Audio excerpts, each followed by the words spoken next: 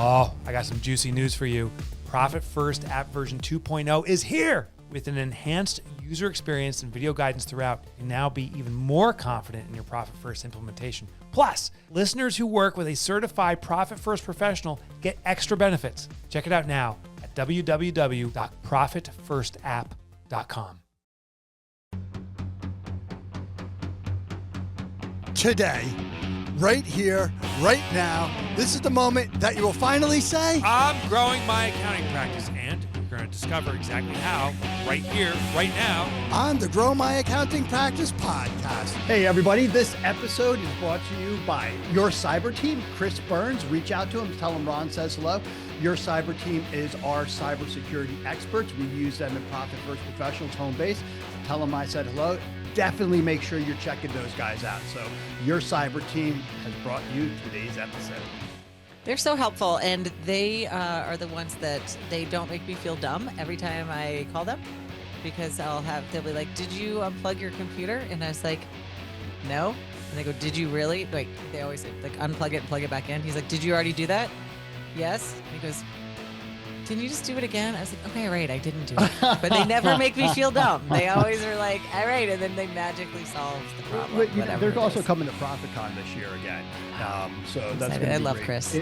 And what I really like about these guys is that, you know, they're looking at the totality of your company, not just the side. They're making sure your insurance is in line with the bylaws and all sorts of stuff. That's very, very important.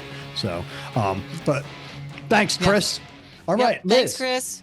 Liz. Yeah, well, Ron, I just have a really quick question. It's almost the end of summer. I mean, it's really not. It's August. But how's your garden going?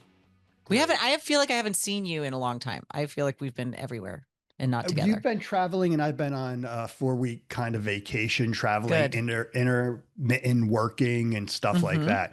Garden's going great. Tons of cucumbers, tomatoes coming great. I got a chipmunk problem, but oh no. Yeah. That's I know. So listen, if people follow me on Facebook, I have a pretty large vegetable garden here in New Jersey, grow all sorts of crazy stuff. So it's a hoot. And yours, you're back into it. I'm back into it. That was the silver lining of staying in New Jersey this summer, or staying in Morristown. And we just thank you for the zucchini. We just ate it last night. Oh, nice. And Great. it was delicious. We did a little stir fry. It was so good. But yeah, it's been fun. I did a bunch of different squash, and I have all my little cherry tomatoes are kicking right now. So it's so fun to go in the garden and just like grab and eat. And it makes me happy. Nice. And last year I threw a bunch of pumpkins in there, and so I have some pumpkins magically growing, which is so exciting. I can't wait. Well, you know, So one of the things is business is a lot like gardening, right? You plant the seeds, right? You have to pay attention to it. You water it. Sometimes they work, sometimes they don't. But you know, it's planting. It's a lot like business. So I'm really excited about today's guest. Me too. First of all, he's got his killer South African accent. I'm going to ask him if he speaks Afrikaans, because I know one thing in Afrikaans. I know one word. Our guest today is Marcel Wasserman, founder of the Lantern Way. It's a strategic business. He is a strategic business coach who helps entrepreneurs transform chaos into clarity. One of my favorite ways to say it. And structure into scale, burnout into business they love. With over a decade of experience, formal qualifications, and deep study of human behavior, he guides founders in pricing, profit planning, team structuring, and mindset shifts to achieve both financial success and personal fulfillment. Through his free community Basecamp and premium program Summit, Marcel empowers business owners to cut through the noise, take action, and reignite their passion for the work. And without further ado, welcome, Marcel. We're so happy to have you. Hey guys, thank you so much for having me. Awesome. Yay. So glad you're here. And do you speak Afrikaans? Is that the language? I am Afrikaans, yes. Yes. I learned, so I might have dated a boy named Jacques from Namibia when I was traveling abroad. We still talk. We're still connected, this guy. And he's, hold on, I'm going to butcher it. He told me how to say curly hair. Curly hair or something. I can't even do it. And then he taught me a bunch of other things. I Yeah, yes. There we go. Yeah. I got it. I got one word. Um, Yes. but he was my first introduction to Afrikaans and that beautiful, crazy language that I'm like, that's the hardest thing I've ever heard. That's amazing. So Yeah, we've got a lot of ghs and r's and all these kind of sounds, so it is exactly. hard. I couldn't do it. And I was like, yeah, no, I'll never be able to say that ever again. No. And it's crazy and beautiful and wonderful. So Yeah. anyway, thank you for being here. We're so happy to have you. So first question is one of the things that we talk about quite often with our clients is income planning. And we usually start with something like the income targeting for themselves.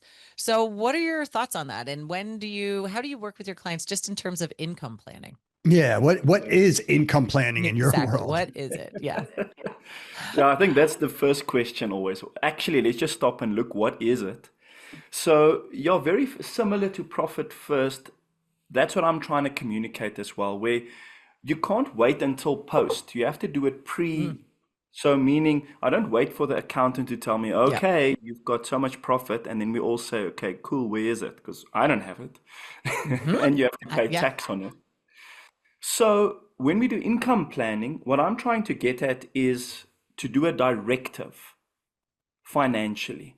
So at the end of the month or at the end of my planning cycle, so it's not a year, it's at least a month, ideally weekly, I look at all the finances and then I plan how I will get to my next sort of plan, my next iteration. So for me, income planning is that to go before the time at the Love start it. of the month to say, okay, for me to achieve my profit, my marketing goals, my expansion, building reserves, etc., I need to spend this amount of money and do this amount of stuff to be able to make that money. So that's my definition of income planning.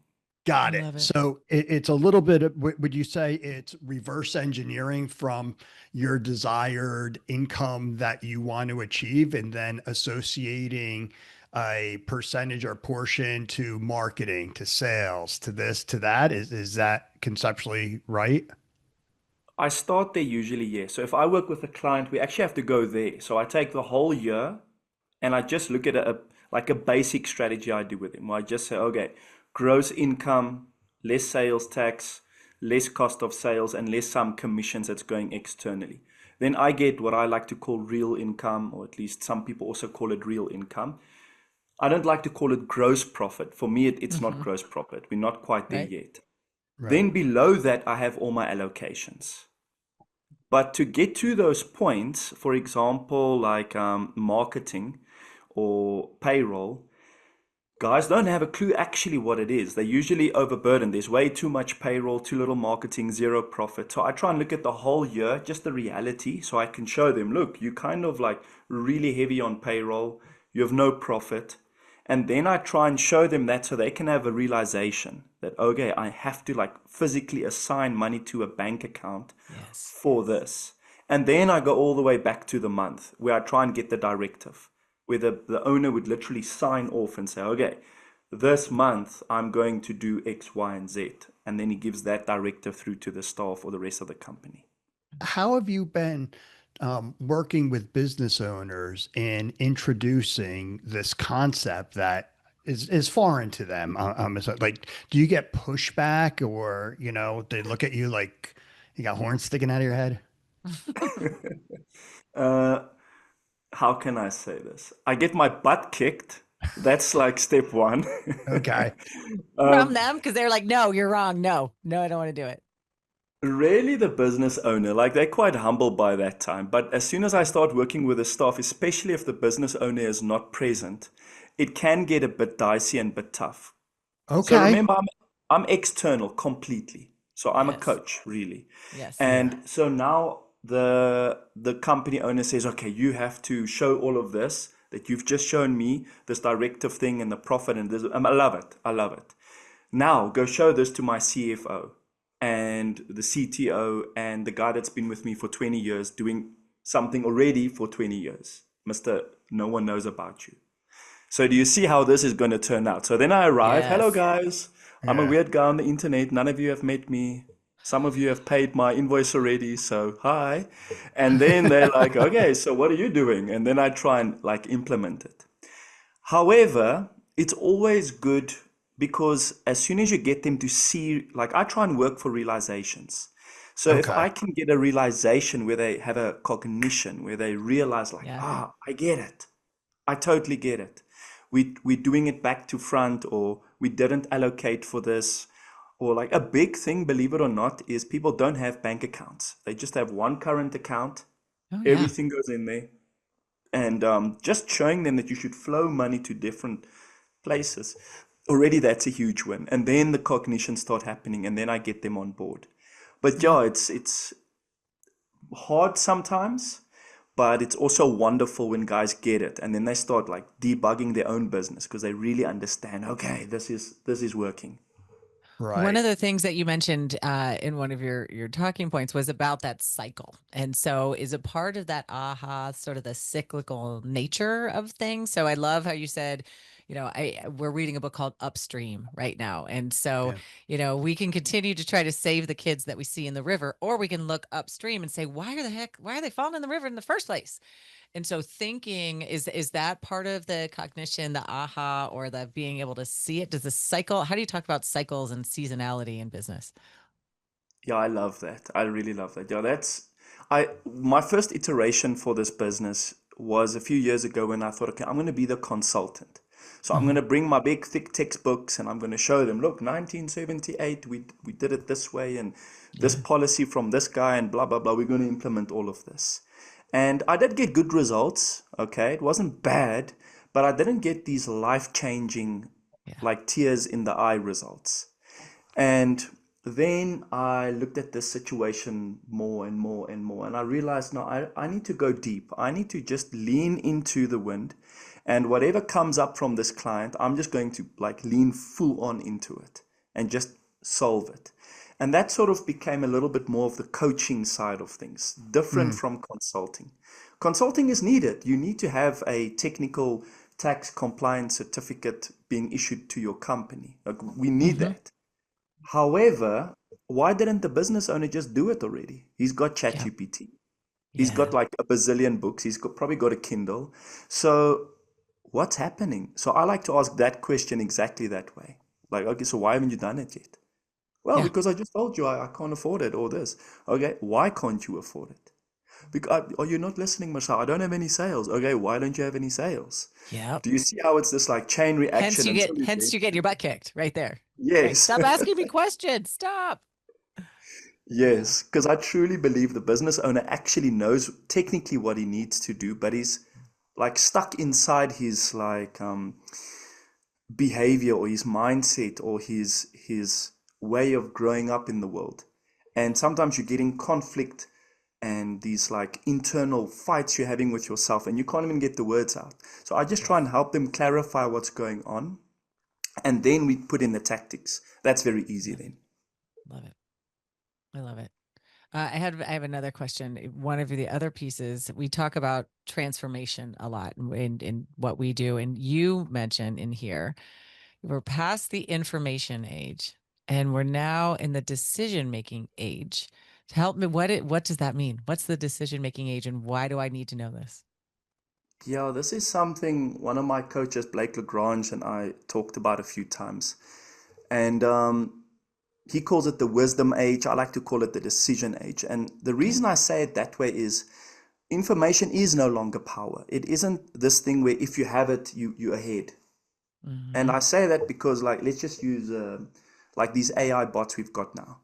Yep. Everybody's got all information, and it's so good now. I can just get in the shower, put it on voice, and say, okay, you're going to help me rebuild the copy of my website, go to my URL, put Yep. it in here, do this, do that, and then write it according to this style, blah, blah, blah, blah. Yep. And then take this like 20 books I like, read them for me, and then Yep. spit that out. Yep. So now, if we all have access to that, how can something that everybody has that's in total abundance be power? It isn't, right? It's a It isn't. commodity. No, it's totally democratized for sure. Yeah. Yeah. Yeah. Yeah. Yes, that's the word. So Yep. then why aren't we all millionaires like yesterday? So Yeah. that's why I'm saying I bet it's a decision. It's a big, bold move. It's leaning into that wind and just saying, okay, so I kind of know how to do financial planning. Like I can on the way to work just speak to an AI and pretty much figure out like a really, really good solution for my business. So Yeah. why haven't you? Like what's happening? Yeah. And that's why I say the decision-making age, maybe more to do with art, but that's what I try and get at, is that you just like one or two moves away from getting where you want to be. But that move might be hard. It might be closing a company. Yeah, with that technology here today already, how can accountants who share customers with coaches, advisors like yourself, better collaborate with each other to help the shared customer? And because I know you mentioned, there's sometimes, I know what you talked about realization, but from their point of view, how can they better prepare to work with a coach? Mm, I like that. I'm had a discussion with a company today on this exact same topic. And it's essentially this, like they've built their whole own AI already, but it's the combination of the two. So I like to have the clients of the accountants should also be using it, should come with way better questions. So I try and speak questions, like come with a question. That's the first part of it. So I expect you to already be using it, find at least some tax codes and stuff that you can use. Then I will also go through it and we'll actually give you a certified legal answer that you can actually implement. Because you have to work with an accountant. Just from compliance, from tax, the ombudsman and stuff. I'm sure you guys have something similar in the US, but in South Africa we have various ombudsman that you have to be compliant with. So then on the accountant side, they're using it maybe to debug their own business. I use it in my business all day long. But then what I've done is I've started selling access as a way to help my clients more. So in that sense, I like to do a Zoom or a Teams or a whatever workshop once a week that's open. Anybody can join. But you pay to be there. But this way around, I can field questions. So I would open up a ChatGPT screen in the call and say, okay, let's look at what we can get here. And then I would maybe show them the real law, because sometimes it gets it wrong, especially on like some Yeah. financial planning or, like you can't just throw a balance sheet in there and say, okay, figure it out. Like it makes Yeah, I've seen mistakes. some of the stuff where it's taken the name once and said it was there like 14, 15 times, Oh my word. so it's Yeah. still needs an oversee. Yep. Yeah. That's it, it's so true. And that's the whole point with this thing. We haven't been sold out with the AI as accountants. No. I would say it's just another tool that we need to be very wary of actually. Use it, but still go and speak to your accountant. So I've just given more access, but in a more scalable way. And then I just try and get them all on board and learn from each other. So I try and just open up through like I call it a hot seat, where I just put someone on the hot seat and say, okay, let's look at your business now. Well, how And then how are businesses doing over there in South Africa? Is the entrepreneurial community, robust? Has it contracted? Is it expanding? What's happening over there? um, it's twofold. So it's massively expanding. People are doing wonderful things. Mm-hmm. Um, Wonderful things. And it's because we're in a growing economy. So there's a lot of people that were like literally in villages and stuff in the rural areas that are now coming into the economy. And when they come into the economy, they buy a house, a car, they put the kids in school, and it's just adds to the economy. In that sense, it's going awesome. However, with a lot of the laws, we have a lot of like from apartheid and afterwards, like black economic empowerment laws and affirmative action laws, 100 and something. And that's really tough for some businesses, even black businesses. One of my Right. clients is a black owned business, 100% black owned. But because their revenue is at a high margin, they themselves don't even qualify for the top tier black economic empowerment certificate. So they have to get like restructuring done now and get a woman on board, because that gives you that little extra turbo bonus, and then they can qualify. So instead of where the like American business is very much entrepreneurial based, Here, it's a little bit more sort of restricted, maybe a little bit more socialist. So in that sense, yeah, our economic growth hasn't been great, and that does affect businesses in general. So yeah, it's like a twofold thing. I just had a discovery call with a woman named, I probably shouldn't say her name, but a wonderful woman from South Africa, from Johannesburg. And she is starting a coaching consulting business for creatives. And so we were talking about her journey and how she got here. And she found Profit First 5 years ago when she and her husband started their firm. And then she said, I became this person that everyone was asking. And she's like, and I watched all, like, she's been saying the same thing about the growth. Like, so many people are starting businesses, and she's in the creative space. And she goes, it's been stunning to watch the last 5 to 7 years of what's happening. And she's still very young. And she goes, it definitely feels like early days, but it's really fun. And everyone's just they have so much information, to your point, that she goes, they just don't know what to do with it. So I keep saying, well, here's what I've done. Here's how I do it. And so hopefully she'll join, because she's killer. She's amazing. But there you go. You probably know her. No, I'm just kidding. Just kidding. Maybe. You might actually. I don't know. But yeah, so it feels like there's some cool momentum happening in South Africa. That's great. It's an That's so fun. exciting place. It certainly is. And I realized that when I started having my US friends move here, people Yes. from France and Russia and a lot of places. And I'm thinking about this, like, why are they moving here? And then I remember back when I was overseas, and I realized, well, we actually have a few things going. There is like a really positive vibe in the air. People are so friendly. You can speak to anyone. Everybody smiling greets you. And that is quite unique, I must say. Yeah. Well done. Well done, y'all. I So do tell my me about best. how you work with work-life balance, right? So in doing all of this, decision fatigue, information overload, so many changes to make, what do you look at for the financial harmony and home life harmony? What do you do for that? What I do for that is, like, I try and look at it as a bunch of buckets. Okay. And each one of these buckets is who I am. So my family is who I am. Cool. I don't, like, on the side have a family. And the same goes for my health, my business, my finances, my hobbies even. So I try and make it a priority every day to give all those things energy. So I try and I did like this challenge a few years ago where I said, okay, I'm going to go on a holiday every month. And then month 1 or 2, I was like, man, I wonder if I can afford it. Like, can I even No, go Liz, away? My you business cannot. is going to break. Ron. Yes, I can. Ron Marcel said said. so. Right. No, Marcel said I can. Sorry, Liz, I tried. I did my best. It was a good one. You snuck it in there. It was nice. Yeah, the call hasn't ended yet. I'll try again. Yeah. And so, yeah, I do that. I just balance it out. And towards the end of the holiday challenge, I was almost like a bit tired of us. I was just thinking, no, man, I don't want any more holidays. I actually enjoy my life at home. Wow. But to balance this thing out and just always have that mentality that I'm all those things at once. I'm not, when I'm at Right. work, the evil boss that gets to, like, scream at people. And when I'm home, I'm the loving dad.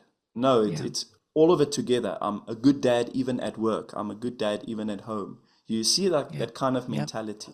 It's all one, really. Yeah, I think that comes with maturity as well, because I used to subscribe to different personalities in my 20s and 30s. I had a work Ron, and then I had a fun Ron, and then I had friends that knew me one way, friends that knew me another way. And then as I got older and older and older, I'm like, it's just one Ron when it comes down to it. And so, is this something that you approach all your customers with, or is this something that it's best served on younger businesses? Yeah, I try and do it for everyone, but not everyone's open to it. And you're so right, Ron. It is a maturity discussion as well. However, what I found for me personally, if you really want to get into a place of true wealth, because I call them the wealth bucket in my just humble opinion, but if you really want to build a life, because now I've worked years ago in the financial planning space, now I retire a business owner. So he comes to me already, business is sold, he's worked 40 years, and now I look at his life after the fact. And then I see some of them happy, some of them depressed. Man. And then I see, but this guy did this and that guy did this. That's interesting. One is super happy even before retirement, and he's super happy in retirement. And he just keeps on living. He's always doing things and having a good life. And then I started working as a consultant and a coach, trying to get people to that place. And I saw the same sort of way people were living. So my point is just that it isn't just the money. Obviously, we all know that. Right. But some people would even go, it's all community, and maybe start like a cat charity and like focus on cats every day and just cats, cats, cats, and take all their money and give it to cats. And eventually the family is like, we support you. Okay, we're just saying. However, you're never here. Like, we don't even know if you're part of this family. Yeah. So it is a balance, and still creating a nice game, still creating stuff and playing big games. But it's not one of the buckets. And that's the whole point I'm trying to get across. It's just, you have to be that guy or girl now. And then the wealth will come. And then your mindset will be right. Because then you can see what you need to do next. It's almost like be, do, have, right? I first have to go and be this person. And sometimes it's a bit of a lie at the start. I am going to be honest. Like, you are going to be stressed one day. And then it's family day or a wedding or something. And you're sitting there thinking, oh my word, I don't have money or whatever's going on. Okay, that's the day. You have to fake it until you make it. And then eventually you'll start seeing more things you can do. And then you'll have this sort of title of you've made it. I love it. Nice. Do you believe the buckets are the same for everybody? I know you have a couple that you prescribe to. Do you think they're all the same? Like, do you have the same? Do you have a series of buckets? I'll say it that way. Yeah, for me, they're the same for everyone. Okay. However, if you really go deep into that, there are some other ones as well, and there is a different way to look at it. It becomes a bit spiritual towards the end of that all. But for it to communicate, I try and just keep it simple. So I've got stuff like hobbies and free time is one bucket. So it's not just a weekend and sitting on the couch, it's hobbies as well. So if your hobby is sitting on the couch, okay, but like, are you listening to an audiobook or Right. like this couch better be friggin' awesome, because what game are you playing? Like, what excitement is on this couch?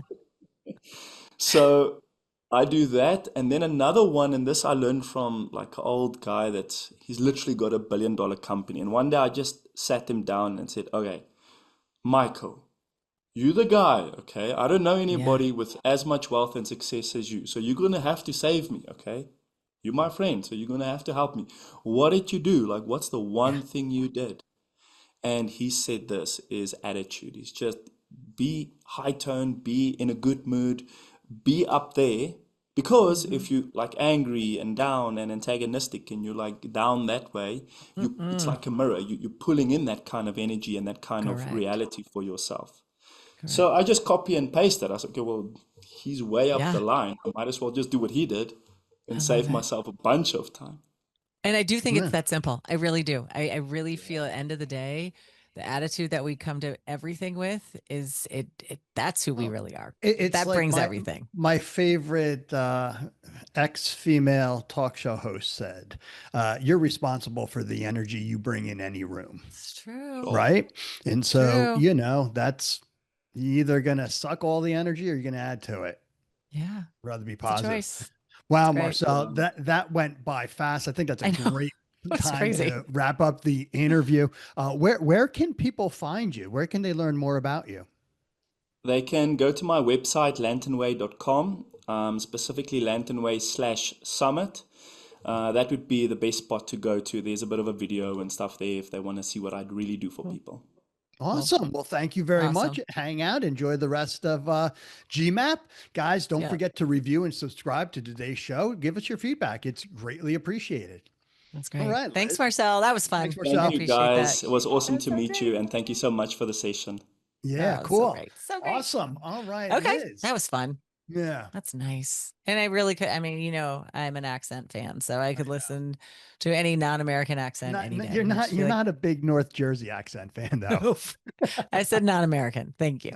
No. All right, everybody. So listen, I got to interrupt the show just to remind everybody to go to bill.com/grow to get your free demo and your free $250 gift card. You need to automate your repetitive tasks. Use what we use. Go to bill.com/grow. Let's recap what we learned. Okay. Excellent. What'd you learn Okay. today? Well, there's so many good things. I love the simplicity of the lean in and solve the issues. Mhm. And it was basically like being, like almost like a 3-year-old. Well, why? Why is that true? Why is that true? Why is that so difficult? Why is that? And really, I do this, right? I watch people squirm and then say, fine, she's not going to let me not answer this question today. And Yeah. so they'll get it. And he said this too. They know what the answer is. They just don't want to hear it. And so being Right. able to create that safe space, and it's clearly what he does, and is what I strive to do, is create a safe space where you're like, it's okay. We can, once we identify it, we can move forward. Yeah. We can So fix let's it. play. Yep. Absolutely. I love that. All right. I love it. Cool. What did I learn? All right. What did you learn, Ron?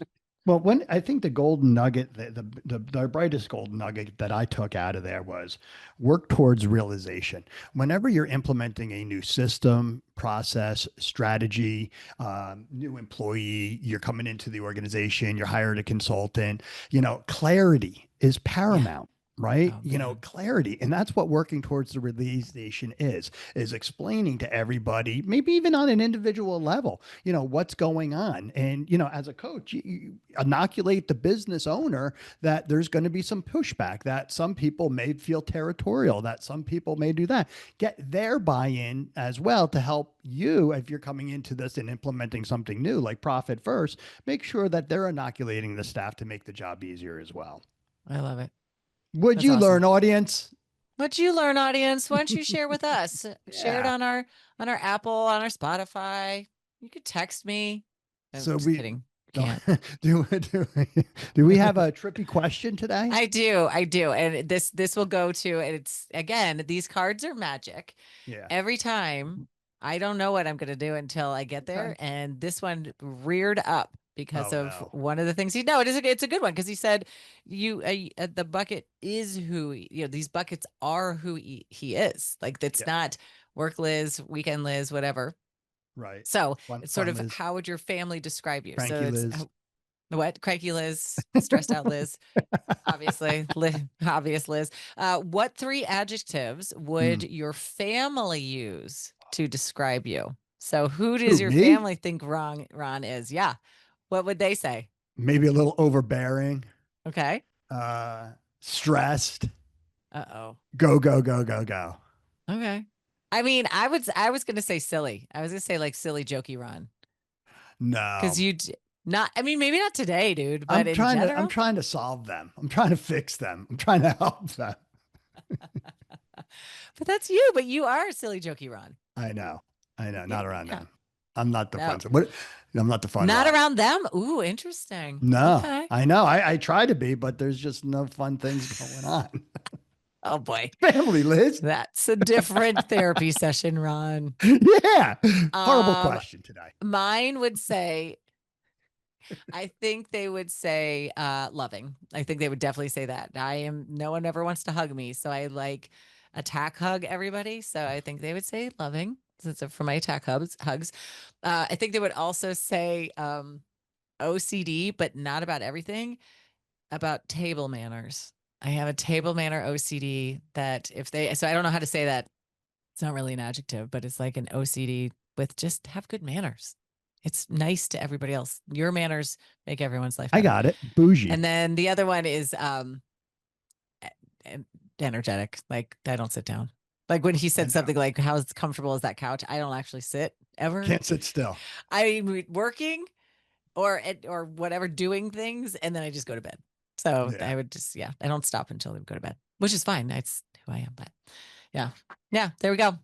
Okay, Ron, do you have an insider's access I for do. us now? I do. And this is the tie back. This is something also that we do in our business that you can also do at yours.